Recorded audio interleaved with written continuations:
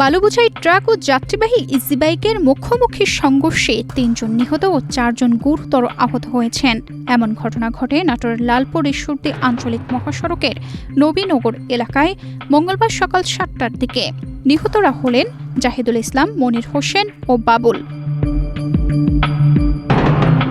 দুর্ঘটনার সময় ইজি বাইকটি দুমড়ে মুচড়ে যায় এবং পরে চিকিৎসাধীন অবস্থায় আরও ২ জনের মৃত্যু হয়। আহতদের মধ্যে কয়েকজনকে রাজশাহী মেডিকেল কলেজ হাসপাতালে এবং একজনকে লালপুর উপজেলা স্বাস্থ্য কমপ্লেক্সে ভর্তি করা হয়েছে।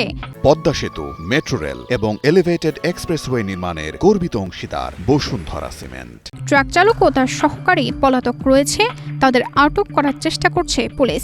পুলিশ ও ফায়ার সার্ভিস ঘটনাস্থলে গিয়ে হতাহতদের উদ্ধার করেছে।